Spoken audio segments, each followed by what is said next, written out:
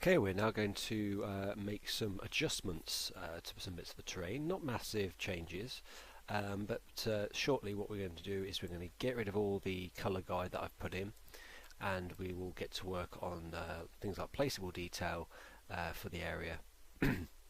But first off, I wanted just to make some final adjustments to some of the layout.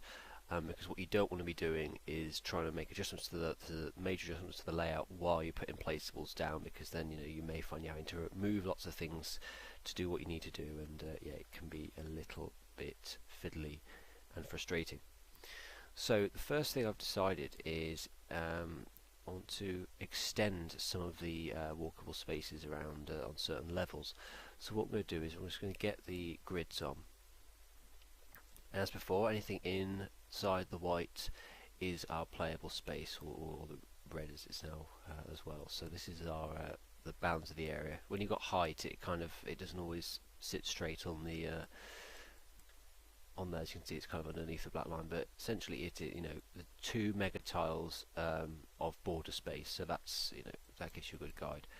So what we have at the minute is, first off, we have this large sort of cliff level here on the border, which anyone looking around from the side here is just going to look a bit silly. So what we're going to do is we're going to go to flatten. We're going to get the eyedropper, and we're going to drop it down to sea level. Get a large brush, and we're just going to chop some of this down to a level. We're going to leave about half a brush worth of space down the side there. So what we'll do is we're going to start here, and we'll just work into the cliff slightly, and we're just going to paint along here and just cut this bit out, and there, that's one job done. That's all I wanted to do. That's all we need to do there. That's that. So this will be in the sea as well. The only thing is we haven't got this sort of straight line kind of forming out, and I know I have a thing about straight lines with terrain. When I see straight lines, I just want to break them up and sort them out. We could put rocks in there, but what we will do is we're just going to use the eyedropper again. We're going to hit this height, and we're just going to create a little bit of curve in here like that, and maybe a little bit more there. That's all we're going to do.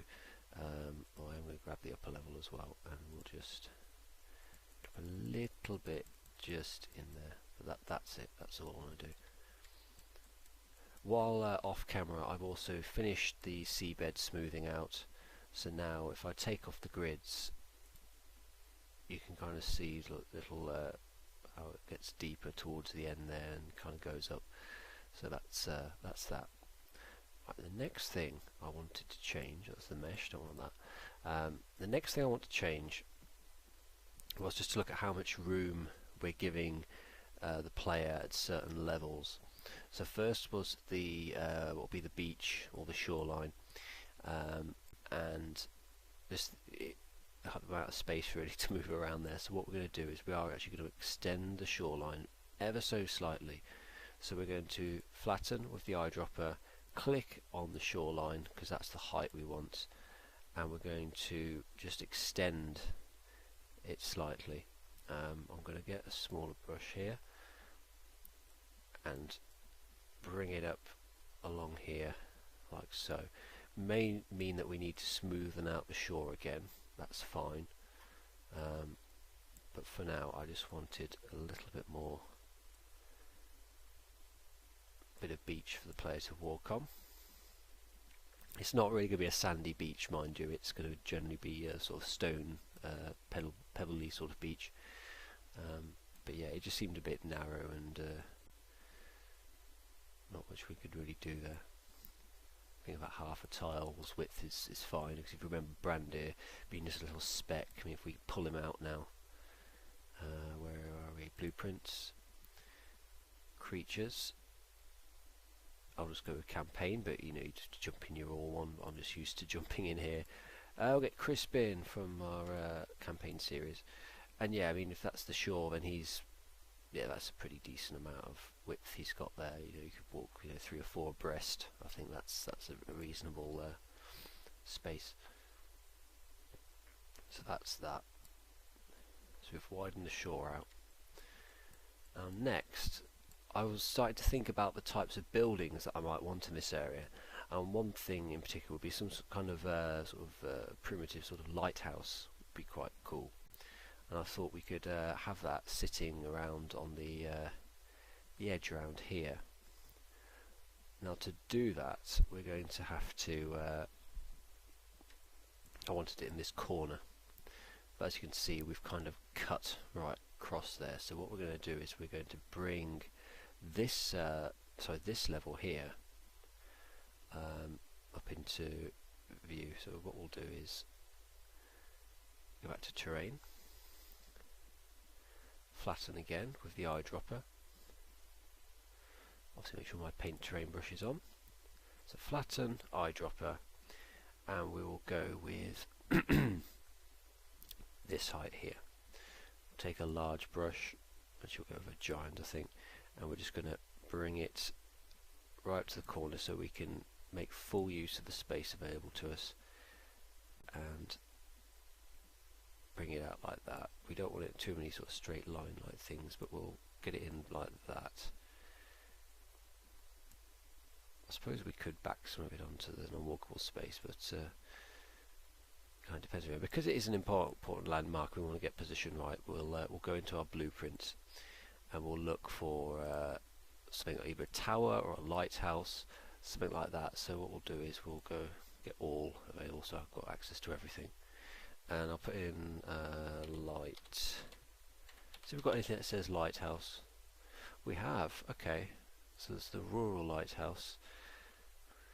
Not exactly what I'm looking for. That's a destroyed one. And we've got these ones here.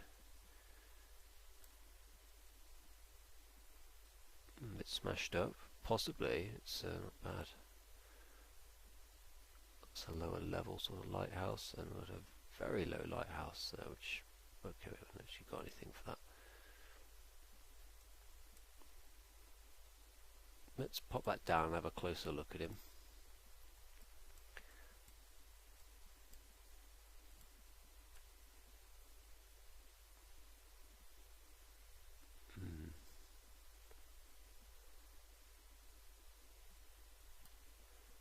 I'm not so sure if that was going to do the trick for us really.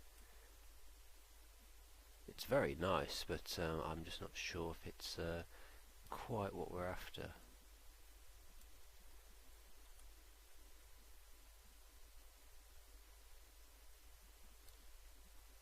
We need something like that. I'm going to leave it there for a minute and have a quick look. See, we'll type in tower.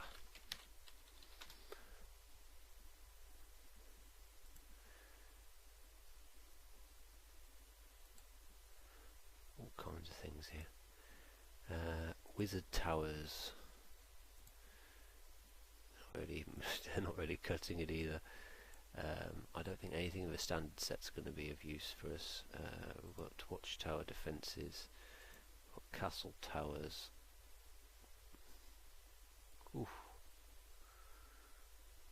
No, it won't be those. No.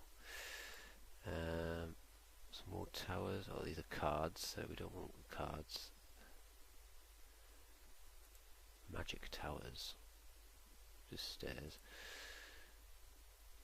No, these are far too big now.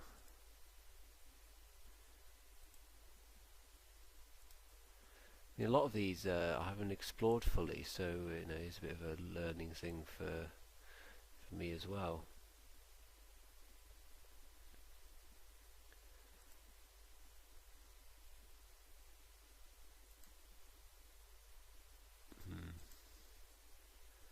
Enormous things here, absolutely enormous. Possibly. Tower 2, no, Tower 4, 5, and 6. Wait, big tower. Oh goodness me, it is a big tower, it's far too big. Okay, we've got ruins now. But they might be a decent look. I don't want anything particularly advanced in this area really.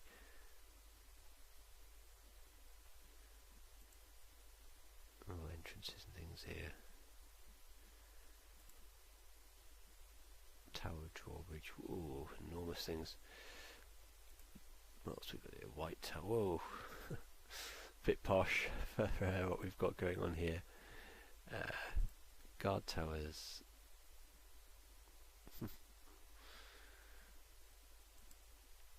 So it's at least this is showing you some of the various things you can have in these areas. I mean, look at that. It's incredible, isn't it?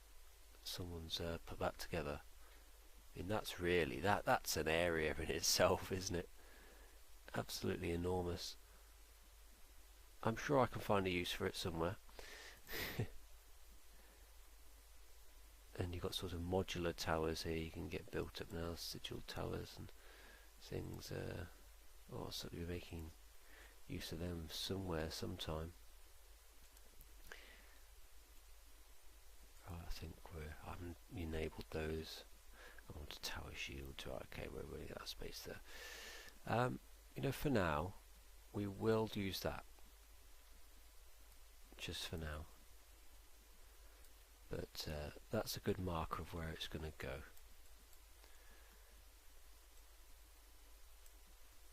It's sitting on the edge like that. I'll just leave it there for now, and I will lock its position as well in properties, like so. So it's height and position locked, so it can't be jogged around a bit. So we've done a bit of work on that bit there, but what we do need to do is just put another layer below it, because you can see now how stretched that texture is. It's massively stretched. Off camera, while I was doing the seabed as well, I raised some of the, well, I didn't raise, I smoothed out these two sort of terraced levels here to try and create a bit of a blend going on here. But what we'll do is I'll finish doing that as we're going along here. I don't want to line up, I just want to smooth. I want a large brush, and all I did was I just tried to bring the two levels together slightly. Might need a bigger brush here. There we go. Just to break it up. We don't want it, you know, turning into a hill or anything like that. We still want it to be very steep and severe in places.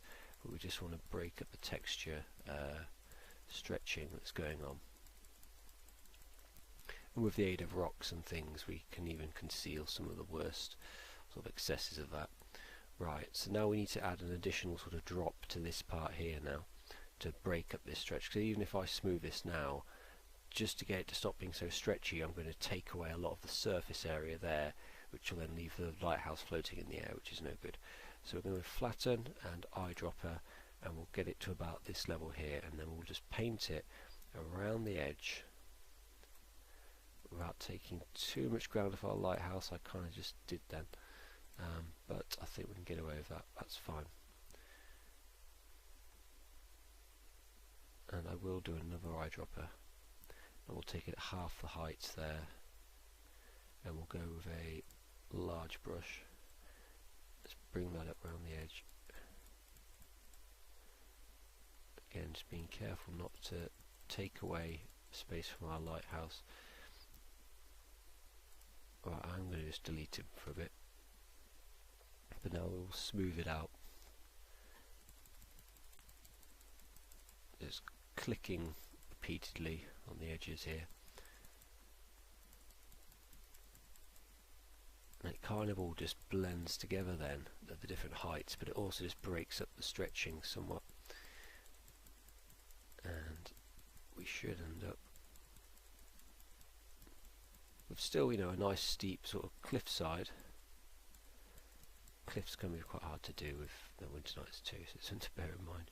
But there, we've got it there. I'm going to hit smooth around this point here, and then that's where we can stick our lighthouse, or whatever it's going to be, some observation point, maybe even just a house or something. But you know, I want something sitting on the edge of the cliff. I had, you know, that's kind of was the vision for it, which, you know, we'll be able to reach from this sort of level here. That's the main of the changes, really. That was about it. The rest we can kind of do as we go along. working out building placements and that bit by bit. So there's the next thing we're going to want to do then is just adding a bit of variation to these elevations and things. So what we're going to do now is we're going to pull out the raise, go to medium, and we're going to do some very small changes to the edges of these elevations now. Oh, I'll change the shores, kind of mess this bit here up a bit. Let's quickly tidy that up. You'll find you'll be doing this a lot of exteriors, is just tweaking little bits here and there.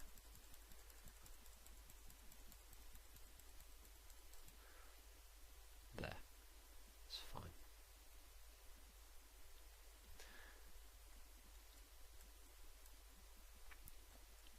So yeah, we want our hills to have a bit of, well, hills are cliff edges rather, just have a bit of, like I said, a bit of variation to them. So this is where raise can come in useful now. So with the large button enabled, we're just going to tap the edges.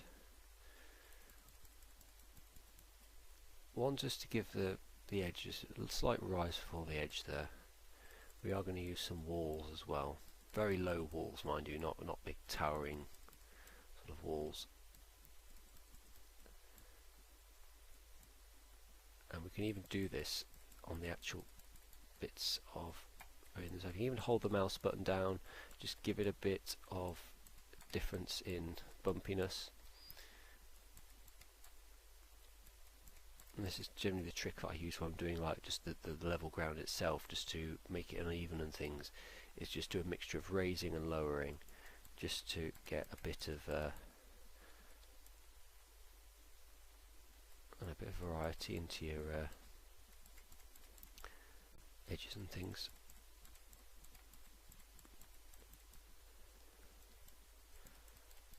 So we can do it all over here as well, but I'll focus on the playable area just for this. I can do the I can repeat what I'm doing here off camera in other areas, so I don't want to bore you to death.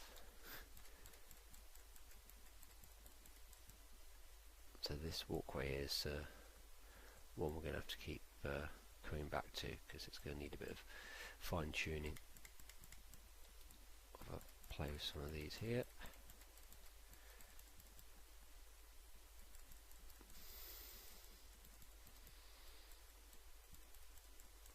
We're quickly getting something of a result here. I won't do too much around there because I'm not sure what we're doing with that just yet. Okay, we now got some sort of difference now in the elevation levels. It does just look a bit better. And now that we know where most of our things are going to be going, we're going to remove all this colour. So I'm zoomed out. We'll go to colour, and it's so easy to remove all this. Let's go to white, or otherwise known as just erase, because that's all it will really do. We're going to go maximum on everything, make sure we get it all maximum size brush, and then we're just going to paint like that, and as you can see all the colour is going. Doesn't mean your areas will be colourless, it just means that you're now, this is just the texture. When you start an exterior area, this grass texture is essentially the base texture for the area. But as you can see, our hard work moulding the terrain is now fully visible. If I zoom in, that's exactly what we've got. We have a cliff, we've got a sea bed down area there, and our sort of our key placeables we're going to have in the area are all showing for the time being. So yeah, that's the base texture that you'll see in your area. It's if I hit the texturing button, the base texture for the area is will always be grass 19, but we can change that, and we may do in a minute. But if you want a quick run through the textures tab, of course this is for your texturing brushes. So again, size and outer just like before, and the pressure. So the pressure in terms of texturing is how quickly that texture is applied when you click, or you know how how much goes down in one click of the mouse button. Obviously, holding the mouse button down will just paint it all on. You know, even if you had it on 5%, if you held your mouse button down, it would eventually go to the full version of that texture. But you can control how strong that comes on, and also the pressure applies to when you are painting a texture on top of another texture. So that would govern how strongly that texture shows compared to the other texture. So if I put, say, a dirt texture on this grass at 100%, that means that the texture, so the dirt would show up, you know, it would completely paint over the grass. If I put it to 50%, then you're going to get a mixture of dirt and grass textures together. They're going to kind of blend together.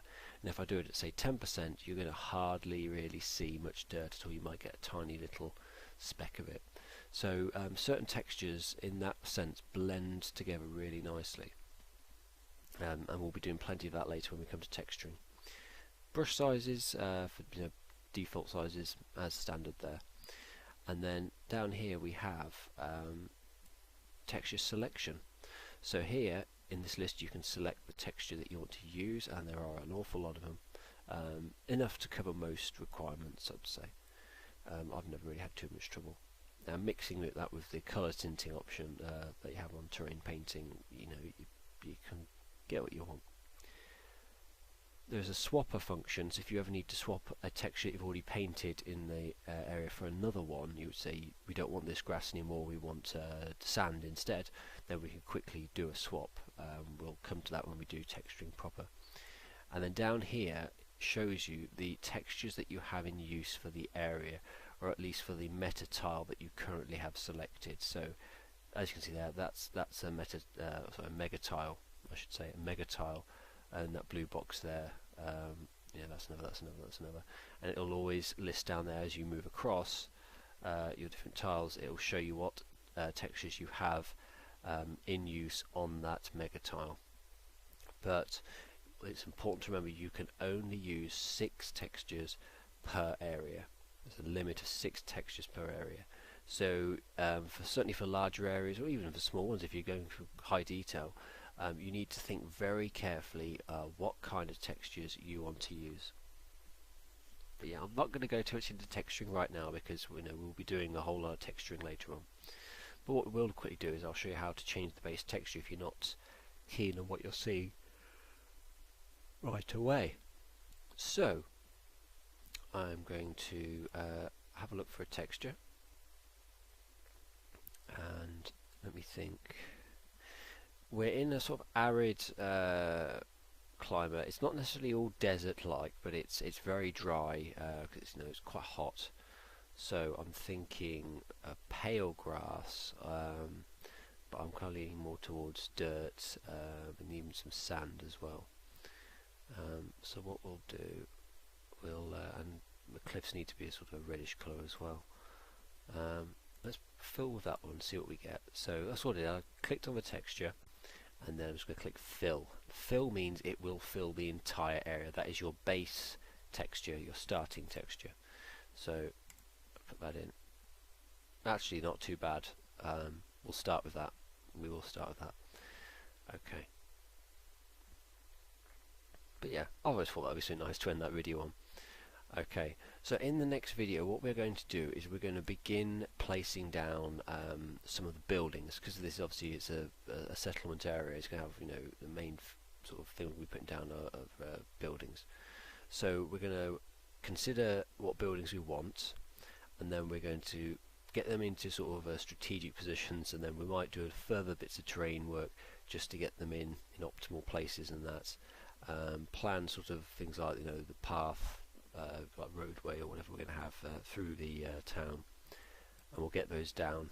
So it'll be a case of just getting our structures and things together, so we can then really get to work on finalising absolutely where everything's going to be. Off camera I'll get these elevations smoothed out and put together like I've done on that side, and yeah, we'll take it all from there. So I'll catch you in our next piece of action. See you soon.